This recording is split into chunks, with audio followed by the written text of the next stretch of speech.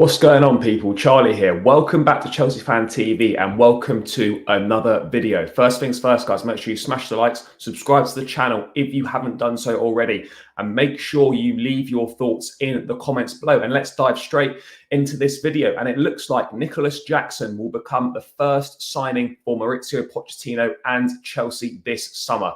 I feel pretty confident saying that, having had the disaster of the Manuel Ugarte situation. We had to backtrack and we got kind of stung on that one because he changed his mind last minute. I can pretty confidently say that Nicolas Jackson will be the first summer signing for Chelsea. And the 21-year-old Senegalese international will complete his move from Villarreal to Chelsea this week. £29.8 million release clause. He will sign a 5-year contract, I think, with an option for a 6th season due to the loophole being closed for those 8-year contracts.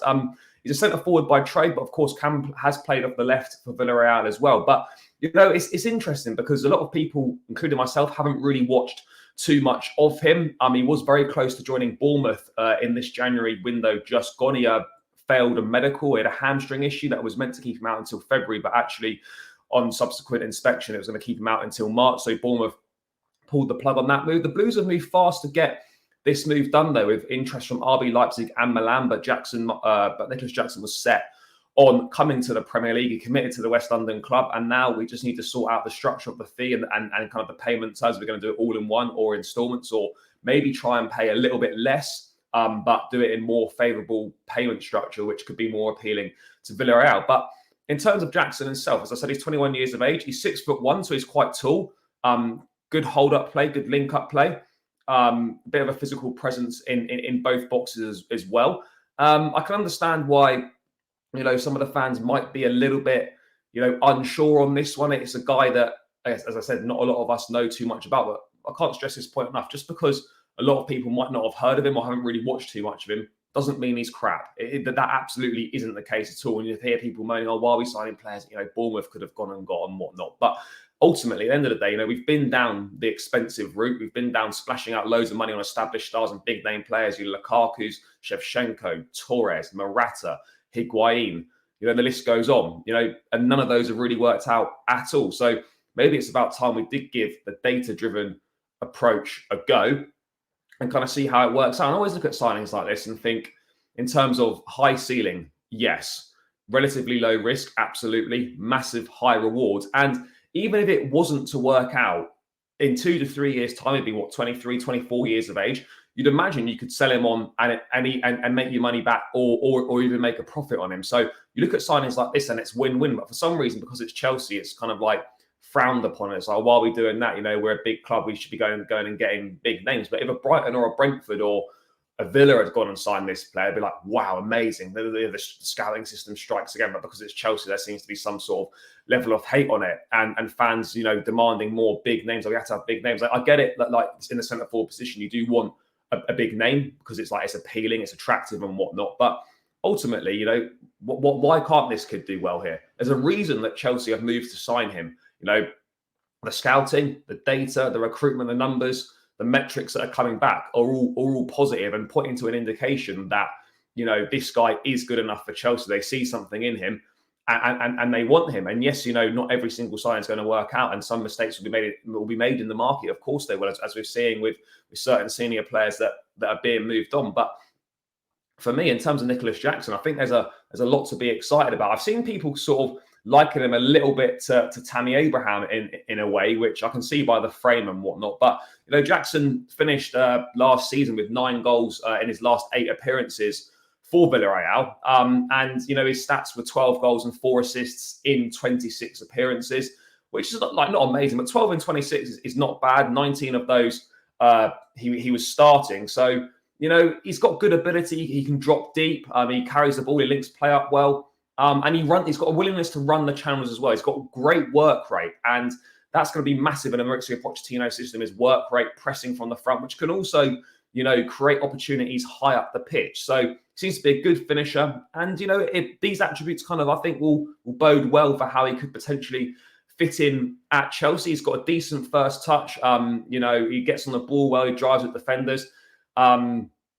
And in terms of he can play a winger as well, he's played off the left-hand side. That versatility could be useful, given we've only really got Sterling, Mudryk, and Madueke as out and out wingers once Pulisic and Ziyech go. So he could also be an option to rotate off the left flank and cut in onto his favoured right foot.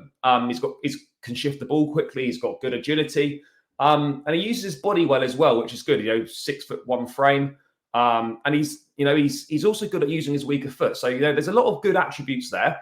He's energetic, willing presser, and he tracks back well as well, which is massive. So you don't have to track back, but it's great to see a forward that is prepared to track back and put that work in, which I think is something Mauricio Pochettino will really like. As I touched on earlier, the 6'1" frame means he can be a focal point for holding the ball up. And, you could see him maybe, I'm not saying that Jackson's going to be the number one target, going to be the number one striker for Chelsea going into next season, but you could see a decent partnership forming with Nkunku potentially, with Nkunku playing off the Senegalese man as a number 10 / a second striker. Obviously, with Nkunku that his best thing is playing off someone else centrally. And who knows? This dynamic with Jackson up top could be prosperous, could be pretty decent. So let's see. Jackson's game is, I think his skill set could benefit the other attackers maybe as well. They might enjoy getting on the end of these moves and and putting the ball in the back of the net potentially as well.